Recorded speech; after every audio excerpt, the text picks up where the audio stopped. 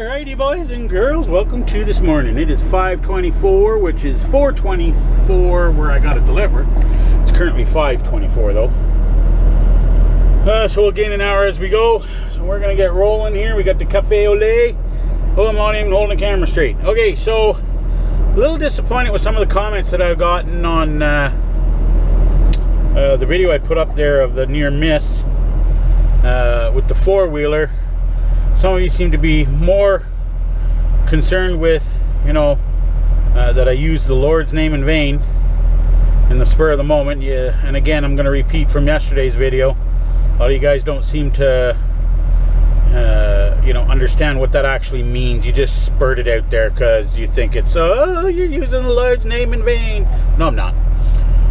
Get a reality check, people, please. You make me really disappointed. You're the same people.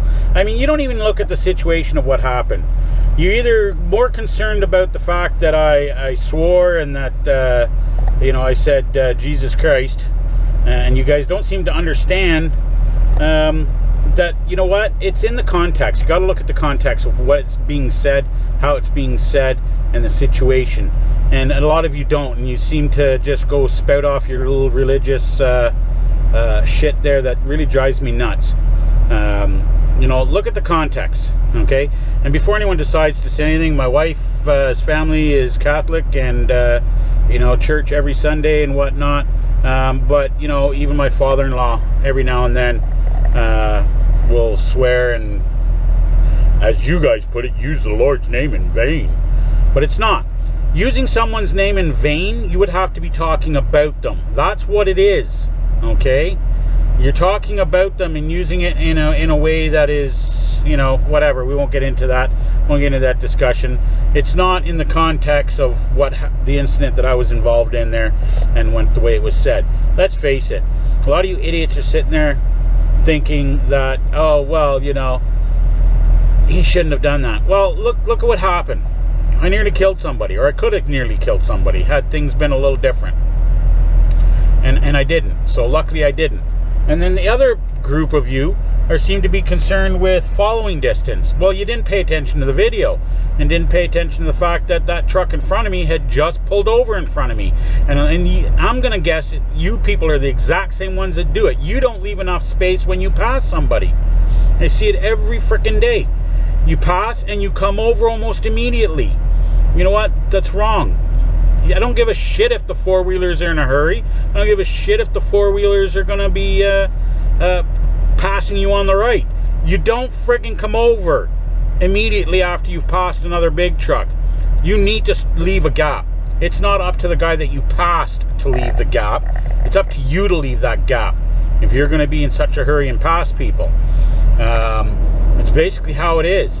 Now, if anyone did bother to even pay attention in the video, I was slowing down. And if anyone thinks that, you know, because there was such a small gap initially, because that truck decided he needed to come over at that time, if anyone bothered to pay attention, I was slowing down.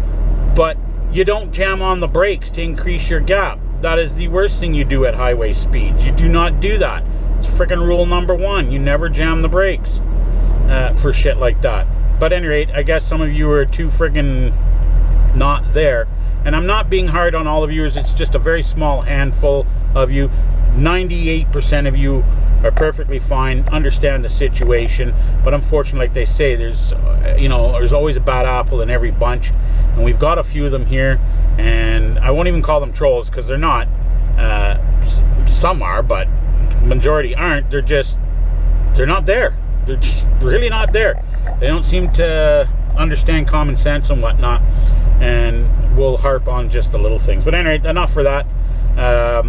Just because in reality I posted the Big Rig Talk video yesterday, and so I'm just commenting on now, even though you guys are seeing this a week later from when it was actually done, so it may be a little confusing. But whatever, we're gonna get rolling here. We've rambled on enough. My rant for the morning's done. We gotta go because we gotta get into Chicago. Okay. Tired. Yeah, it's 11:41. We got 216 miles to go to get to the border. Yep, we made it into Chicago and we made it back out alive. I tell you, alive. Oh, anyway, we're at the Welcome Center here in Michigan. And Madam's already been out for her pee-pee break. And we're doing lunch. I think we're going to do a little power snooze first. Why? Because I need it. And just a reminder to some of you guys too. You know, don't drive tired. Take a power snooze. It's no big deal. 20 minutes, 30 minutes, you know, set the alarm. You'll be amazed at how much you feel refreshed just from that little bit. You know, it doesn't sound like a big snooze. It doesn't sound like, oh, I can't just do that. I always thought so too. I always thought I needed a minimum an hour. But you know what? I've been doing 20-minute, 30-minute snoozes. They're freaking awesome. Some guys, you see them, they do it right on the steering wheel. That I can't do. That just freaking hurt my face. But you see them all the time, guys, doing little power snoozes, cat naps, right on the steering wheel.